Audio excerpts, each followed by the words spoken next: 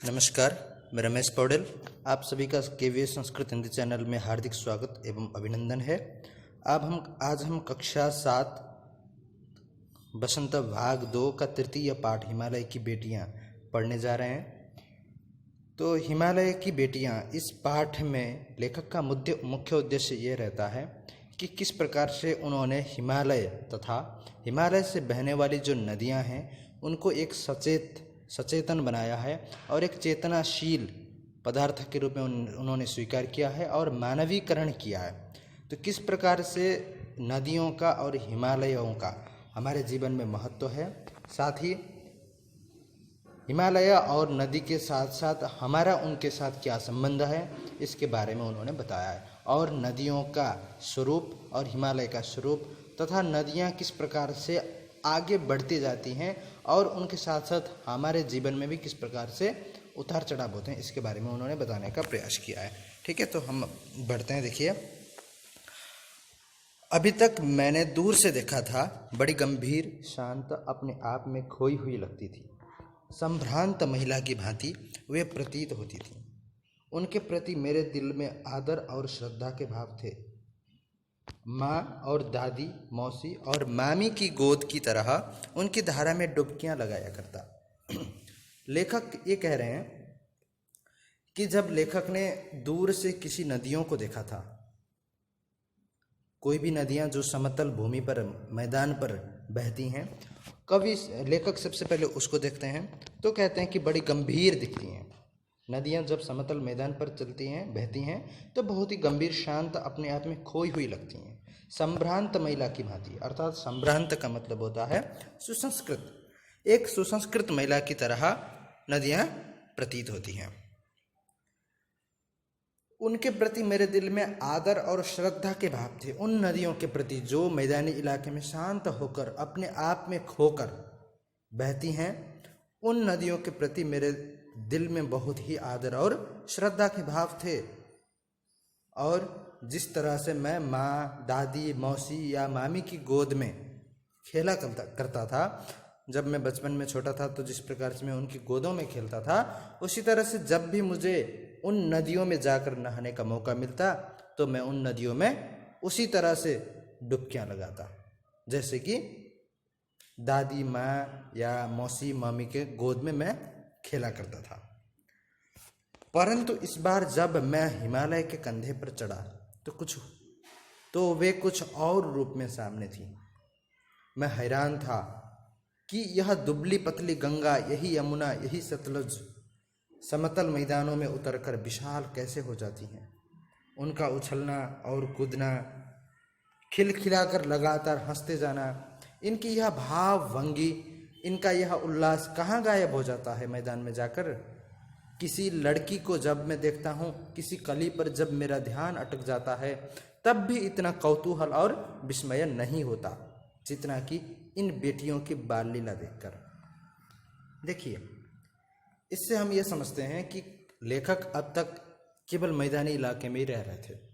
जब वो पहली बार हिमालय के पहाड़ों में चढ़ते हुए हिमालय तक पहुँचते हैं और हिमालय के कंधे पर जब चढ़ते हैं तो कुछ और रूप में सामने थी। यह जो नदियाँ जो मैदानी इलाके में शांत स्वभाव से, गंभीरता के साथ अपने आप में खोकर बह रही थीं, इनका ऐसा लगता था कि इनका कोई उद्देश्य ही नहीं है, बस इनका केवल अपना ही एकमात्र उद्देश्य है, खुद में खोना। इसके अलावा वो कुछ नहीं देख रही थी। पर जब लेखक हिमालय के ऊपर चढ़ते हैं, हिमालय में जाते हैं, तो उनके आंखों के सामने इन नदियों का स्वरूप कुछ अलग ही होता है।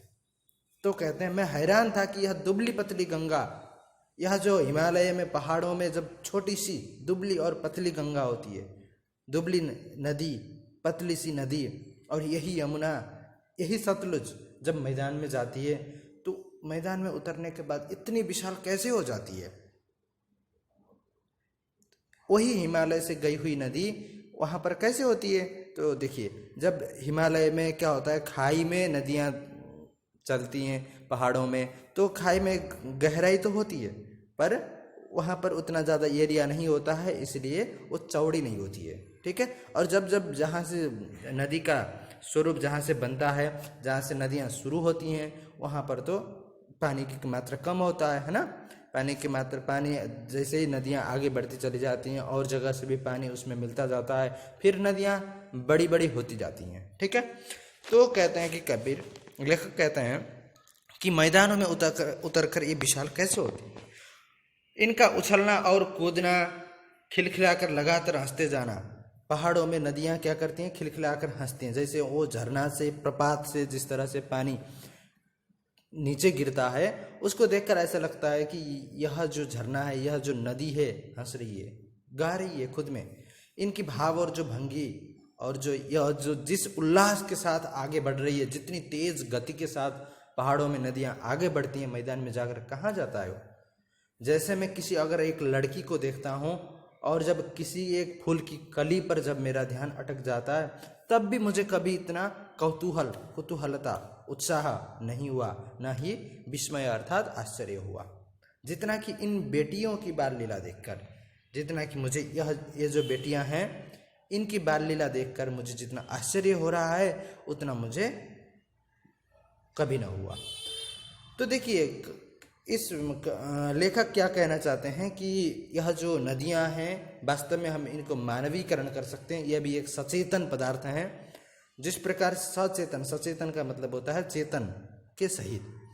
तो हिमालय को और नदियों का, इन दोनों का संबंध किस प्रकार स्थापित करते हैं। हिमालय को पिता कहते हैं और नदियां हिमालय की बेटियां हैं, क्योंकि हिमालय उस पिता के द्वारा पिघलते हुए वो आगे बढ़ रही हैं। हिमालय का जो दिल है, बर्फ, वहाँ उस बर्फ के द्वारा ही नदी बनी है, इसलिए हिमालय पिता हुआ और हिमालय से पैदा होने के कारण नदियाँ बेटियाँ हो गई। ठीक है।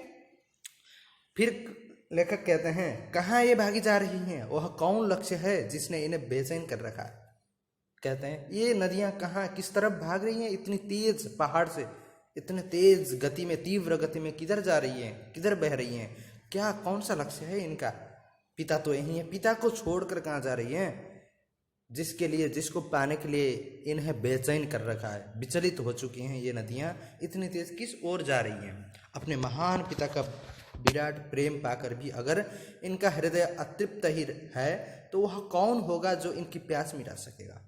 बहुत गंभीर पूर्वक लेखक कहते हैं कि अपने जो महान पिता हैं, विराट प्रेम देने वाले हिमालय, जो नदियों के महान पिता हैं, उनका इतना अदम्य, इतना अनंत प्रेम प्राप्त करने के बाद भी उनका हृदय तृप्त नहीं हुआ। अतृप्त मतलब संतुष्ट नहीं हुआ, अतृप्त नहीं है, संतुष्ट नहीं हुआ। तो ये कहाँ जा रही हैं, कौन है जो कि इनका जो अतृप्त हृदय है इसको शांत कर दे, उसको तृप्त कर दे। कौन कर सकता है, जबकि हिमालय जैसे महान जो पर्वत हैं, महान जो पिता हैं, उनका प्रेम इन्हें तृप्त नहीं कर सका, तो किसका प्रेम है जो इन्हें तृप्त कर सकता है। तो फिर कहते हैं बर्फ जली नंगी पहाड़ियाँ, छोटे छोटे पौधों से भरी घाटियाँ, बंधुर आदित्यकाएँ, सरसब्ज उपत्यकाएँ, ऐसा है इनका लीला निकेतन। खेलते खेलते जब ये दूर निकल जाती हैं तो देवदार, चीड़, सरो, चिनार, सफेदा, कैल के जंगलों में पहुंचकर शायद इन्हें बीती बातें याद करने का मौका मिल जाता होगा। देखिए, बर्फ जली नंगी पहाड़ियाँ, बर्फ से लदी हुई, ठीक है, जो पहाड़ियाँ होती हैं बहुत ही सुंदर लगती हैं। पर जब बर्फ पिघलने लगता है, तो बर्फ जब जलने लगता है तो पहाड़ियाँ नंगी हो जाती हैं। ठीक है। तो बर्फ जली मतलब जलने के बाद, पिघलने के बाद जो नंगी पहाड़ियाँ होती हैं और छोटे छोटे पौधों से भरी घाटियाँ, जो घाटियाँ उपत्यकाएँ होती हैं, छोटे छोटे पौधों से भरी हुई हैं। और बंधुर आदित्यकाएँ, बंधुर मतलब एकदम बंजर, बंधुर का मतलब होता है बंजर। और आदित्य का मतलब क्या होता है, आदित्य का मतलब होता है जो पहाड़ों के ऊपर का जो मैदानी इलाका होता है, उसको हम बोलते हैं आदित्य का। ठीक है। और सरसब्ज मतलब हरियाली, उपत्यकाएं मतलब घाटी। ठीक है। तो सरसब्ज मतलब हरियाली, उपत्यका, घाटियाँ। ऐसा है इनका लीला निकेतन। ये सब इनका लीला निकेतन मतलब खेलने का जगह है इनका, वहाँ से खेलते हुए आगे बढ़ती हैं नदियाँ। खेलते खेलते जब ये दूर निकलती हैं तो देवदार, चीड़, सरो, चिनार, सफेदा, कैल, ये सब पेड़ के नाम हैं। तो जंगलों में पहुंचकर शायद इन सभी पेड़ों से बीती बातें याद करने का मौका मिल जाता होगा। उन सबको देखकर ऐसा लगता है कि उनको एक बीती, मतलब इससे आगे जो पुरानी जो बात थी कि कहाँ से हिमालय से किस तरह से पिघल कर वो नदी बन जाती है और धीरे धीरे आगे कैसे बढ़ती है, और आदित्य का बंदुर उपत्यका है ना, बंदुर आदित्य का सरसब्ज उपत्यका आदि को पार करते हुए धीरे धीरे वो कैसे उस जंगल तक पहुँचती है, उस चीज़ को याद करती है। कौन जाने बुढ़ा हिमालय अपनी नटखट बेटियों के लिए कितना सिर धुनता होगा। कहते हैं कौन जानता है जो बुढ़ा हिमालय है, अर्थात पिता जो बूढ़ा हिमालय है, वह यह नटखट या उच्छृंखल ये चंचल जो बेटियां हैं, इन चंचल बेटियों के लिए कितना सिर धुनता होगा, कितना पछताता होगा उनके प्रेम प्राप्त करने के लिए, या उनके लिए कितना सोचता होगा कि जैसे होता है ना घर में, परिवार में अगर किसी एक बेटी की शादी हो जाती है, शादी होने के बाद माता पिता जिस तरह से उसके बारे में सोचते हैं कि मेरी बेटी क्या कर रही होगी, मेरी बेटी कैसी होगी, उसको पता नहीं वो किस हालत में होगी, ये सब जैसे जिस तरह से सोचते हैं, क्योंकि माता और पिता का ये सोच माता और पिता में अपने आप आता है, क्योंकि वो वात्सल्य के धनी होते हैं, उनमें प्रेम भरा होता है। तो उसी तरह से पिता जो हिमालय हैं उनमें बहुत ज़्यादा प्रेम है अपनी बेटी के लिए। तो मेरी बेटी कहाँ जा रही होगी, पता नहीं कहाँ, कौन उसे किसको चाह रही है ना। अथवा मान लीजिए अगर हिमालय को तो पता भी है कि समुद्र की ओर जा रही है, तब भी उसे तो चिंता होती है ना। तो इसी प्रकार से सिर धुनता होगा, मतलब वो चिंता करता होगा। बड़ी बड़ी चोटियों से जाकर पूछिए तो उत्तर में विराट मौन के सिवाय इनके पास और रखा ही क्या है। लेखक कहते हैं अगर आप जाकर बड़ी बड़ी जो चोटियां हैं, हिमालय की चोटियां, उनसे जाकर अगर आप पूछ लोगे कि आपकी बेटियों की हालत या उनके हालत के बारे में पूछ लोगे, तो वो कुछ नहीं कह सकते। उनका एक ही उत्तर होता है, विराट मौन, एक बड़ा सा मौन। ठीक है। सिंधु और ब्रह्मपुत्र ये दो ऐसे नाम हैं जिनके सुनते ही रावी, सतलुज, ब्यास, चनाब, झेलम, काबुल अर्थात कुबा, कपिशा, गंगा, यमुना, सरयू, गंडक, कोसी आदि हिमालय की छोटी छोटी बड़ी सभी बेटियां आंखों के सामने नाच सकती हैं। सिंधु और ब्रह्मपुत्र ये दो नद हैं, महानद जिन्हें हम बोलते हैं। अगर हम इनका नाम सुनते हैं तो क्योंकि ये दोनों ही हिमालय से निकलते हैं और ये बहुत बड़े महानद हैं, नाम से ही पता चलता है। जो महानद हम उसको बोलते हैं जो एक बड़ी नदी होती है और उसमें अन्य छोटे छोटे जो नदी तथा अन्य तालाब से आया हुआ पानी, हिमालय से बहता हुआ पानी आकर मिल जाता है और वो बड़ी एक नदी बन जाती है। ठीक है, तो उसको हम बोलते हैं महानद। तो ये अन्य जो नदियां हैं उनकी भी हमें याद आती है। हिमालय की छोटी बड़ी सभी बेटियां आंखों के सामने नाचने लगती है। वास्तव में सिंधु और ब्रह्मपुत्र स्वयं में कुछ नहीं है। सिंधु और ब्रह्मपुत्र वास्तव में अगर उनकी केवल अकेले हम अगर सिंधु की कल्पना करते हैं, केवल हम ब्रह्मपुत्र नदी की अगर हम कल्पना करें तो वो कुछ नहीं है। क्यों? क्योंकि वो वास्तव में है क्या? तो दयालु हिमालय के पिघले हुए दिल की एक एक बूंद न जाने कब से इकट्ठा होकर इन दो महानदों के रूप में समुद्र की ओर प्रवाहित होती जा रही है। दयालु हिमालय, देखिए हिमालय को दयालु बोला गया है। क्यों? क्योंकि वह जो दयालु हिमालय है उसका दिल क्या है? बर्फ। तो दयालु हिमालय का जो पिघला हुआ उसका जो दिल है अर्थात बर्फ, उससे एक एक बूंद पानी निकलकर जब इकट्ठा होता है, इकट्ठा होने के बाद धीरे धीरे वह जब आगे बढ़ता चला जाता है और दूसरी जगह से भी बर्फ आता है, वहाँ से भी छोटी छोटी धाराएं निकल कर आती हैं और उसी जो मेन धारा होती है वहाँ पर मिल जाती हैं और जब थोड़ा और आगे बढ़ती है तो और जगह से धीरे धीरे आती हैं और उसके बाद जब एक नदी बनती है तो छोटी छोटी और नदियाँ आकर उनमें मिल जाती हैं और धीरे धीरे इस तरह से वो एक बड़ी सी नदी बन जाती है। ठीक है, तो महानदों के रूप में और महानद बनने के बाद वो समुद्र की ओर प्रवाहित होती है। ठीक है, बहती है, प्रवाहित मतलब बहती चलती है। कितना सौभाग्यशाली है वह समुद्र जिसे पर्वतराज हिमालय की इन दो बेटियों का हाथ पकड़ने का श्रेय मिला। देखिए लेखक कह रहे हैं कि वह जो समुद्र है बहुत ही सौभाग्यशाली है। क्यों? क्योंकि समुद्र एक पर्वतों के राजा महान हिमालय की जो दो महान बेटियां हैं, कौन? सिंधु और ब्रह्मपुत्र। इन दो बेटियों का हाथ पकड़ने का मौका मिला है। किसको किसको मिला है? समुद्र को। इसलिए समुद्र बहुत ही सौभाग्यशाली है। ठीक है, इस तरह से लेखक क्या करते हैं कि इनमें एक मानवता, नदी में और हिमालय में एक मानवीयकरण, इन दोनों को मानवीयकरण की ओर ले जाते हैं और एक मानव रूप में प्रस्तुत करने का प्रयास करते हैं। ठीक है ना। तो जिन्होंने मैदानों में ही इन नदियों को देखा होगा, उनके ख्याल में शायद ही यह बात आ सके कि बूढ़े हिमालय की गोद में बच्चियां बनकर एक कैसे खेला करती हैं।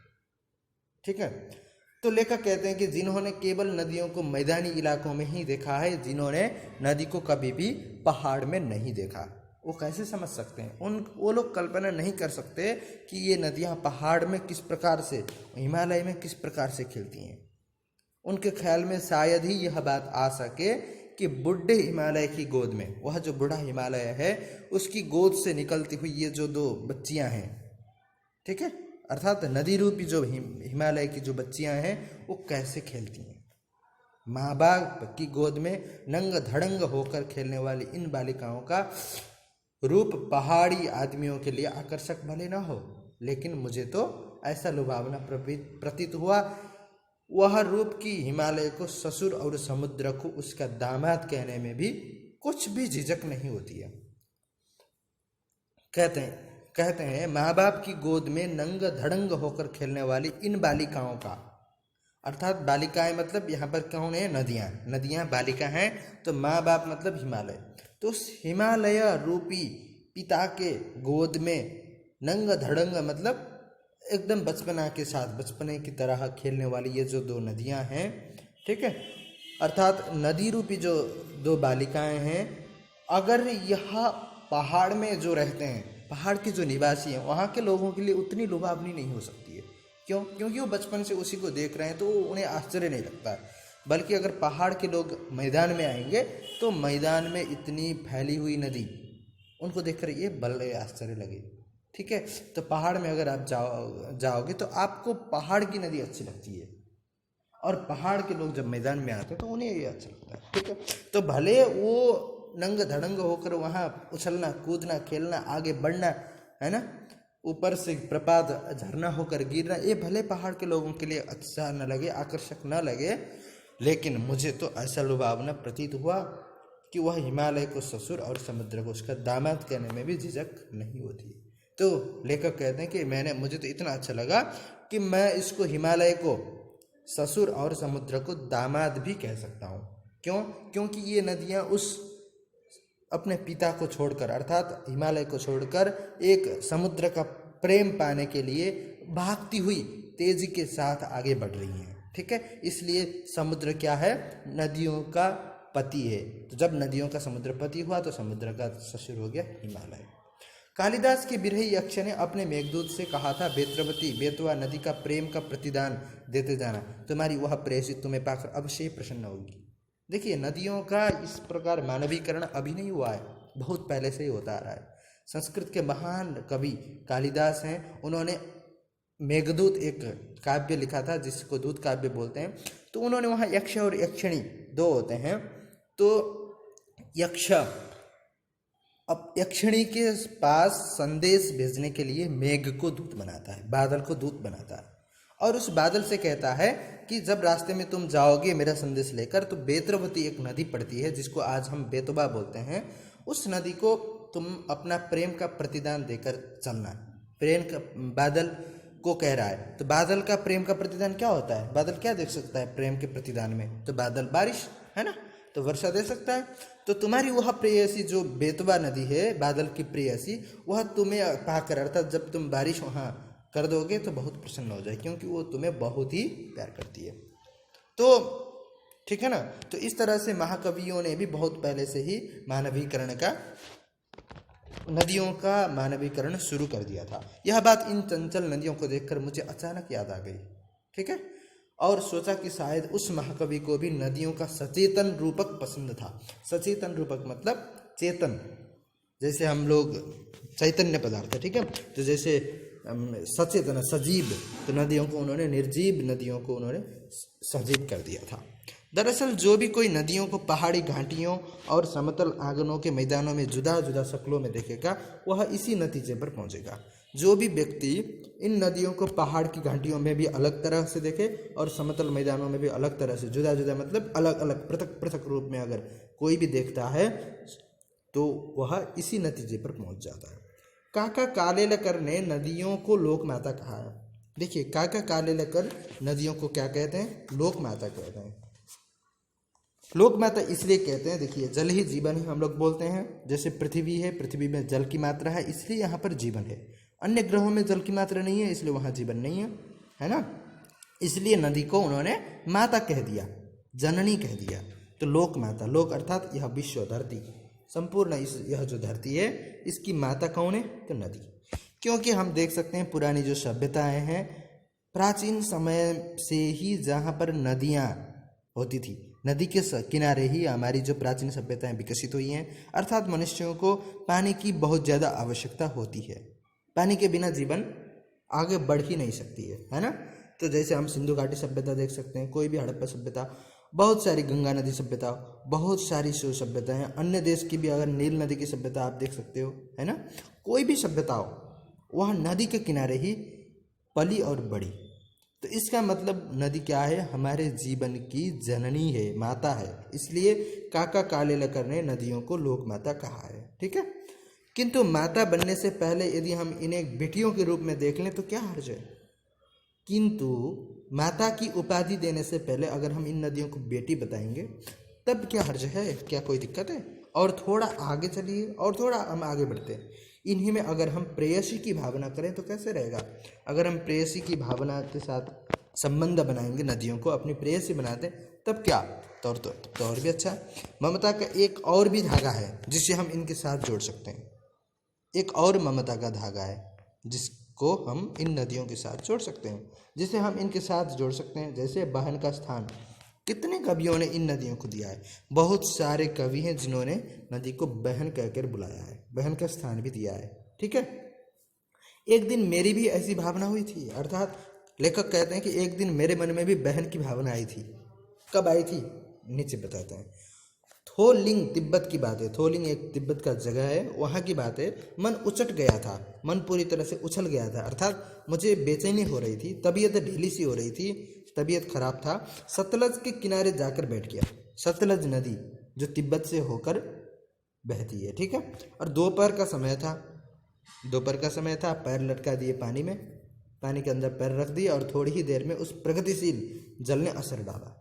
प्रगतिशील मतलब आगे बढ़ने वाली, आगे बढ़ती हुई वह जो जल है उसने असर डाला। क्योंकि पैर को मैंने पानी के अंदर छुपा दिए थे तो ठंडे हो गए धीरे धीरे, तो मन बहुत ही शांत और बहुत ही अच्छा लगने लगा। तन और मन ताज़ा हो गया और लगा मैं गुनगुनाने, ठीक है।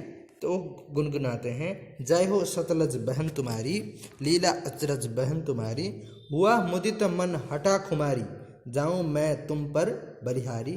तुम बेटी यह बाप हिमालय, चिंतित पर चुपचाप हिमालय, प्रकृति नटी के चित्रित पट पर अनुपम अद्भुत छाप हिमालय, जय हो सतलज बहन तुम्हारी। तो लेखक कहते हैं जय हो सतलज बहन तुम्हारी, हे सतलज बहन तुम्हारी जय हो। तो उन्होंने यहाँ पर बहन की संज्ञा दे दी, अर्थात उनकी भावना भी बहन रूपी जो ममता है उसके साथ जुड़ गई। तो लीला अचरज बहन तुम्हारी, हे बहन तुम्हारी यह जो लीला है अचरज आश्चर्य वाली है।